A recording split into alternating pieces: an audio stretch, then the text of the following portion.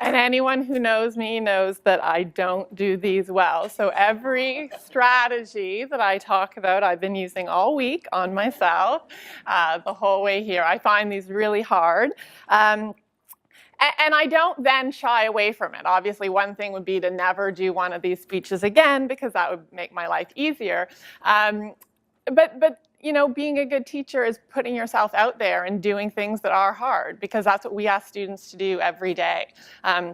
We encourage students to do something that makes them feel nervous. And if we can't relate to that feeling, if we can't put ourselves in their shoes, then we can't help them. And a while ago, a student, when I was encouraging him to do something, he looked at me and he said, "You know, you just don't understand how hard this is for me." And I love that. That was great to hear. It's great to have the feedback from him, feeling comfortable to tell me how he was feeling. And for me to know, I need to make sure I'm showing him the empathy that he needs, that I am showing him the understanding. And not now, not in that moment when he's needing my support, but at another time, I can then tell him, you know, I do know how hard that is. I do have feelings like that of my own. I do things that I think are hard, and this is what I do in order to get through them, so that we're learning together and we're helping each other. And I'm not an all-knowing teacher, I promise you that. And that my job is to show them through my actions how I better myself, how I improve myself, how I calm myself down when I'm stressed, whether it's because I'm nervous or whether it's while teaching. And, you know, we all have hard days while teaching. Teaching isn't easy. So it's, Kathy, it's like we were on the same page with your pictures. Your pictures come in beautifully to what I was talking about, because when I was trying to figure out how will I even start this presentation, one of the things I really wanted to talk about is what I love about teaching, why do we do it? What drives us in the morning to get up and work with the students? And for me, it's their joy. That picture of the children in the cinema, you know, that's what's so marvelous about children. They get really, really, really excited over little things for us, little things from our point of view. They bounce up and down. They get so happy and so excited. We tell them they have pizza tomorrow, and they're doing cartwheels and they're jumping up, and it's beautiful to see. At the same time, they have some raw emotions. They get really, really angry. They get really, really upset when someone takes their pink construction paper. When something happens, they get very, very upset. So we have these big emotions from them, and we want to celebrate them. We want to celebrate them and enjoy it. But at the same time, one of the aspects of our job is to begin, unfortunately, to help temper some of these emotions. That when they're feeling so angry because someone took their toy, that it is our job to help see them through those emotions, and to know that they can feel angry when someone takes their toy, but that we need to begin to manage the response to that anger. We need to be able to slow our body down. We need to be able to calm ourselves down and to be able to speak with our friend in a soft voice, in a kind voice, and ask for our toy back, and not have that fight and flight reaction that grabs the toy right out of their hands and escalates the situation. And that's not easy to do. It's not easy to do in the classrooms that we have, with the diversity of the classrooms, with the different knowledge that some students can do this. When we say, let's take a deep breath, let's slow down our reaction. Oh, you're really, really, really excited about that. That's amazing. You know, what I do when I'm excited is I give my friend a high five and I smile. And we see kids that they can learn those skills with relative ease. And other children, the next day, when we again announce that it's pizza lunch, they're still going to do cartwheels, and they're still going to move around and bang into their friends. And again, we're going to have to support them through that again. And that's our job. That's our job to do that. And one of the ways that I find that I've been able to be successful with this is through guided reading. Because in guided reading, you get to select your groups. And it can be hard when you're giving a whole lesson to a classroom and you start to talk about feelings and you have your students that totally know them, totally understanding them, and they have their hands up and they're giving every answer. And it's the students that you plan the whole lesson for, they're not even listening to you when you're talking, and they're not following because they need it slowly taught to them. So when I do my guided reading circles, I don't just keep in mind the reading ability of students. I'm looking at a group that would be a nice group to work with 4 or 5 students at a time who are working on their emotions, and I can help build them. And like Kathy was talking about, through poetry, I like to do it through imagery. So I like to show them an image and just to talk about it, to look at the image, to examine it. And you know, a lot of children will respond to this and will say, oh, he's happy. And yes, he is happy. He is elated. That is a big, big feeling that he has. That is a super, super huge feeling. And through these pictures, I can help students gain an emotional vocabulary of different emotions so that they're not just happy and mad, but they have a whole continuum of elated, joyful, cheerful, and happy, and that they can start to know the word difference between those and the physical difference that you see. When I'm working with students through guided reading and literature circles, often when I look at a picture, some students might say to a picture of children who are angry that the child is sad. Or if this child is sad, they might say mad. So sometimes they're switching those words up. And that's an interesting thing to examine, that through a picture that we can look at and we can see that child is sad. He's sad because he's hunched over, his eyes are looking down, he has tears in his eyes, he is feeling sad. What might be some reasons that someone might feel sad? And again, with anger, what do we look like when we're angry? We tend to be tighter, we clench our fists, we narrow our eyes, we zoom in on what it is that we're angry about. So these emotions, they have different words and they have different physical reactions to them, and we can help students begin to learn that. Here again, it's just an emotion-filled picture of a boy who's worried. And once you start to teach emotions to children, they start to get it. And in this picture, as they look at the boy's face, they'll say, oh yeah, I know he's mad. You taught me mad. He's scrunched up, he's glaring. And hear that he is mad because the boys are teasing him. And absolutely, you're right. He looks mad because the boys are teasing him. And then we can start to give context to the picture. And we can say, you know, what is he doing? He's pushing a baby carriage. So he might be mad, but he might also be feeling another emotion. What emotion might he also be feeling? The boys might be teasing him. That they're teasing him, and that he's pushing a baby carriage, so he might also be feeling a little bit embarrassed. So we want to help the children develop an emotional vocabulary, and we can do it through all of the books that we read together. And so as we see pictures and as we're reading with them, we can just stop and look at the pictures, and I'll then photocopy them and cut them out, and then we can start to place them on continuums with them. That, you know, why is she happy? Why do we think that she's happy and she's happier? So what are some words for happier? And why do we think that she's ecstatic? And what's the difference between those? And what would be the difference between having those different feelings? So we can help the students with some gradients. And again, here it is for upset and sad, and then nervous.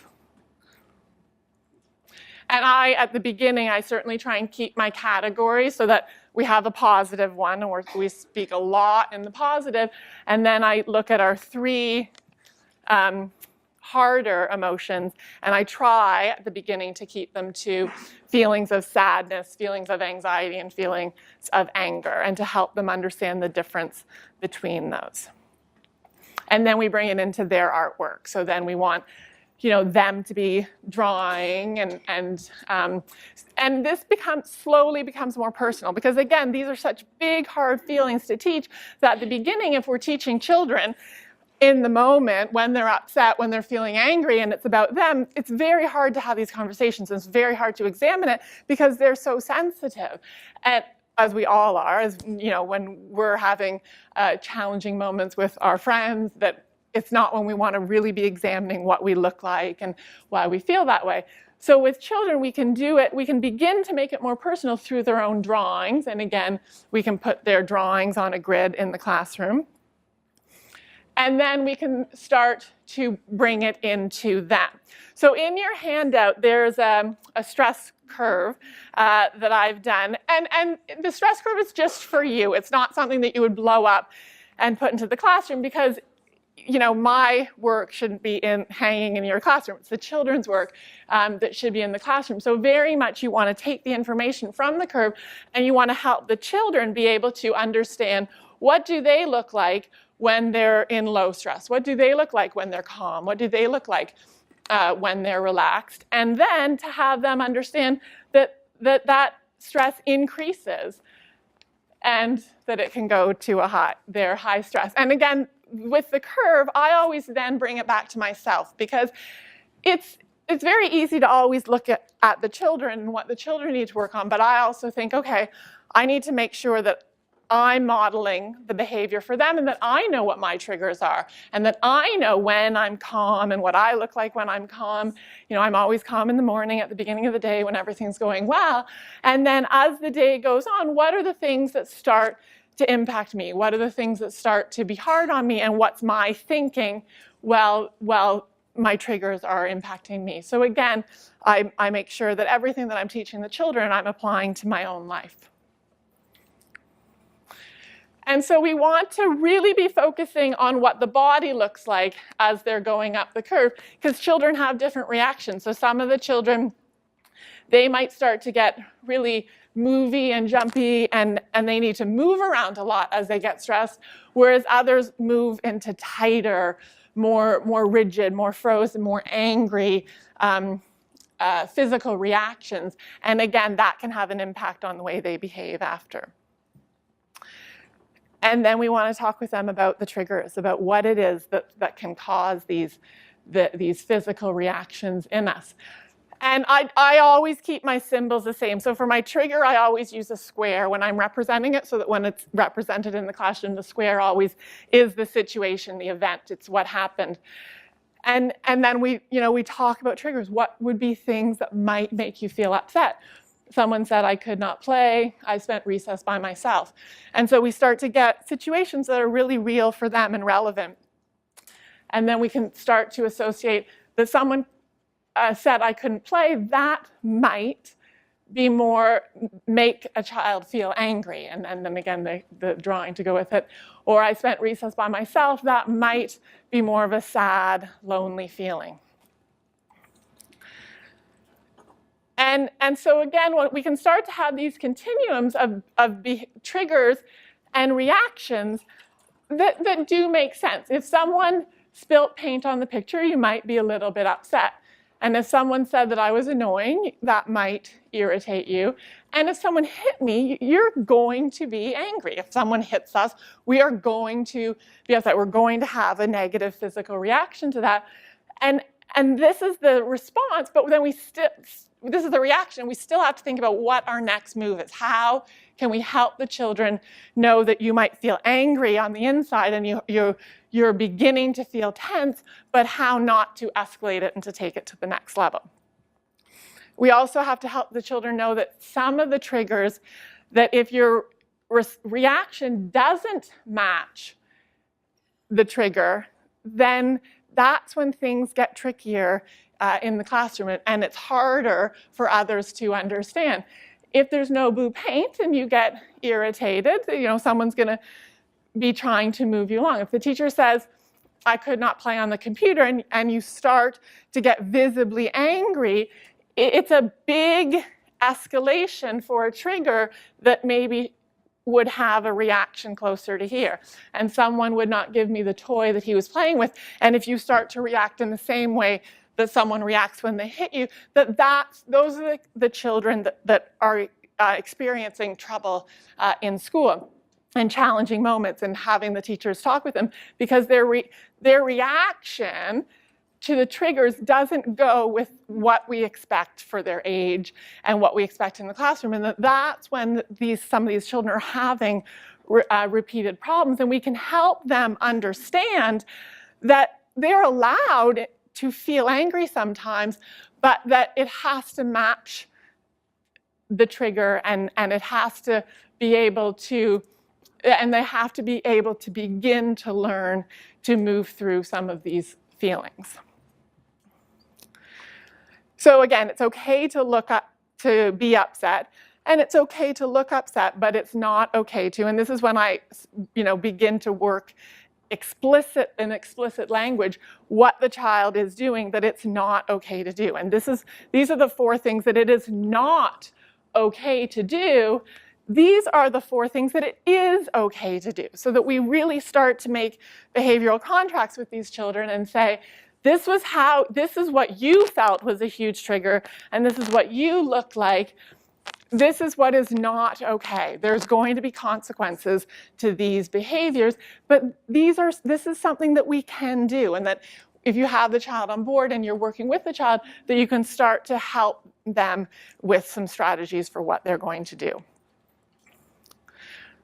I'm going to skip this. So here, the strategies. And one of the hardest things about this is there's nothing absolute. You can't just say, okay, everyone, this is the strategy. That in human nature, we all have different triggers. We all have different thinking around those triggers, and we have different feelings. And for some students, it really helps them to take those deep breaths and to slow their bodies down. And another student, that just doesn't help at all. For some, they want to read a joke book for a minute and laugh. Some, they want to imagine something that makes them feel good. Others need to stretch. So the children have different strategies that help them. And so we have to examine these strategies as a class and to keep practicing and to see, how does your body feel? At first, your body was tense and you were feeling angry. And then when you took the deep breath, did that help you? No, it didn't. It made me more angry. Okay, well, let's try something else. Let's look out the window. So that we're trying these different strategies with the children and exploring what works with them. And then once the children start to find the ones that they like more, that then we can do activities around it. We can do drawings around it. We can do behavioral contracts. When I start to feel my hands clench, I could close my eyes and think about something that makes me feel happy. So we're helping them with a strategy that we're going to, track for them and high five for them and just be proud of them for trying some of their strategies. And again, the breathing.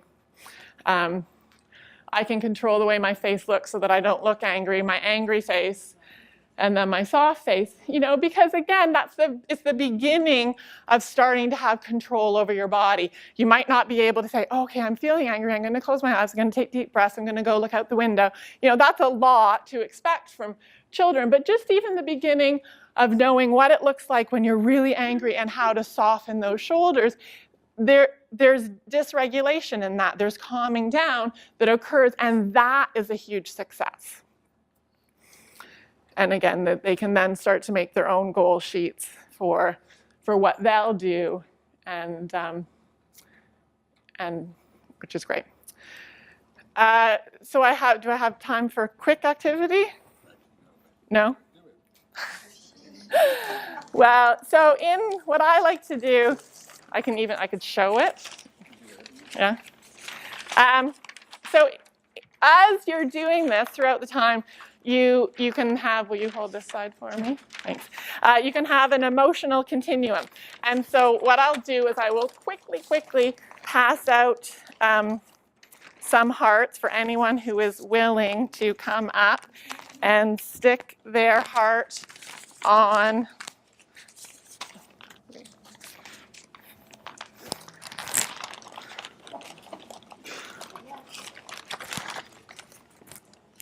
If you're willing to read them and stick them on.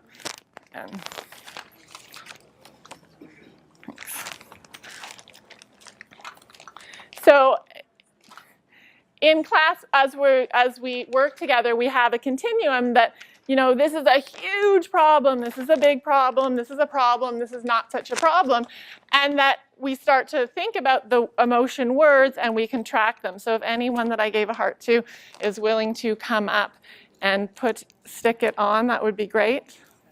Anyone who got what you...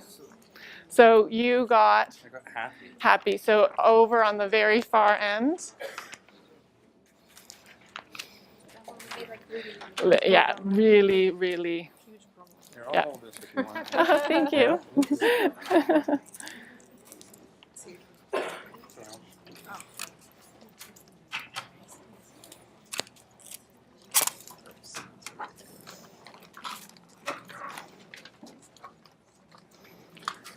No.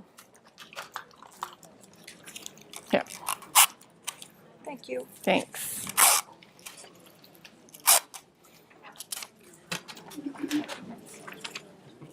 Yeah. Oh, you're sad.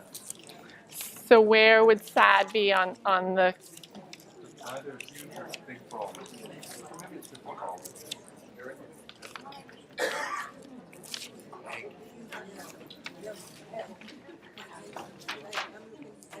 Thank you very much.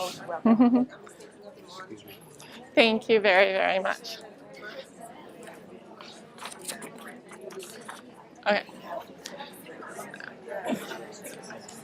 So you can build these with your students in the classroom, and you can have them in the classroom so that, again, as you're writing in language, you can use the different words, and then even the pictures that you had, you can put them along the continuum, and the drawings that the children do. And at home, for some of the parents, what I encourage is that then you have the same continuum, but you have pictures of each other in the home, of the mom, of the dad, of whomever's in the home, and showing these different emotions and what it looks like, and that you have the continuum in somewhere accessible in the home so that you can talk about these feelings as they come. That's it. Thank you very much. Thank you. Thank you.